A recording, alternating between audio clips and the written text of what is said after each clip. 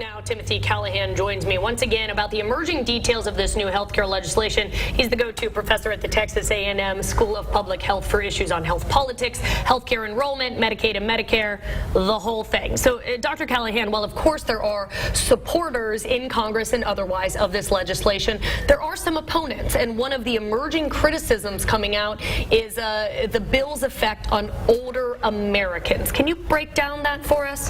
Yeah, absolutely. I think that is one of the big groups coming out in opposition to this new bill, led by the AARP. And the big issue really is that individuals between the ages of 50 and 64 years old are going to see rising costs. Simultaneously, they're going to be getting less money from the federal government to pay for insurance. So if they're going to be seeing higher costs and getting less money to pay for those higher costs, it's pretty problematic for that group. Sure. In the CBS report we just saw, there was an estimate that said a 64-year-old with a $26,000 a year job or something could be paying like $15,000 a year in healthcare costs. By your estimates and your research into this, can you corroborate that? Well, the CBO is quite good at what they do, and I think those numbers are pretty accurate. And it just goes to show you that with some of the changes that are built into this law, for example, if you're going from insurers only being allowed to charge older Americans 3 times what they charge younger Americans under Obamacare, to changing that to under this bill, you'd be able to charge the elderly up to 5 times more than what you charge younger people. So that leads to a big cost increase. Then if you take away those subsidies, you could certainly see 8.5 or 9 times more cost for the people. And so this legislation is taking away the subsidies, but it's obviously worth mentioning what it is giving instead of the subsidies, these tax credits. So how would those two play together? I mean, will it even out in the end? No, it's not going to even out. I think it is important to note that there are going to be tax credits, and they are going to be age-based. So a young person is going to get fewer tax credits than someone who's older. But if you're looking at the size of the subsidies under the Democratic administration versus the tax credits of the Republicans, it's just less money. It really is. Like, those numbers just don't add up at all. Okay.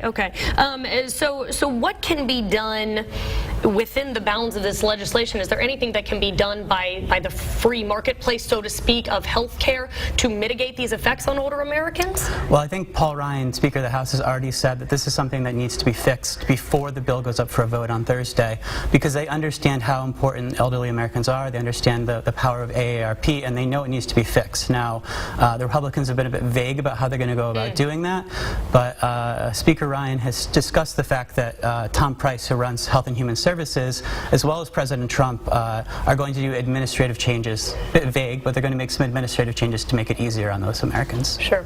Of course, one of the big things about this new legislation is that it gets rid of the individual mandate, meaning that if you're an American and you don't want health insurance, you don't have to have it. Nobody's going to penalize you. Why does that matter? I mean, can older Americans just opt out? What would happen if they just said, you know what, I can't afford this, I opt out?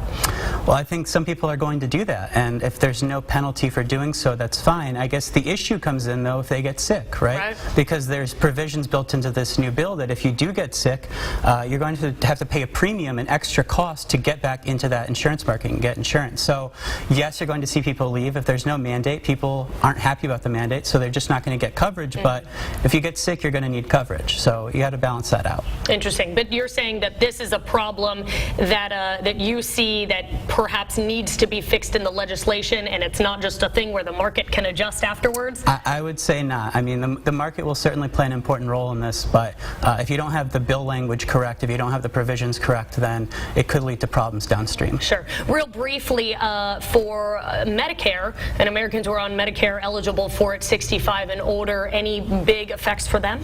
I think there's less changes there, and I think that's why the focus has been on the 50 to 64-year-olds, because as soon as you turn 65, you're eligible for Medicare, and this bill, this American Health Care Act, is really focused on individuals from young ages up to 64, and 65 and older don't have as much to worry about. Sure. So it's that very specific age group, 50 to 64, that obviously looking at, and Speaker Ryan, like he said, planning on making some changes before this hits a vote. Absolutely. Okay, Dr. Timothy Callahan from Texas A&M, thanks so much for joining us once again.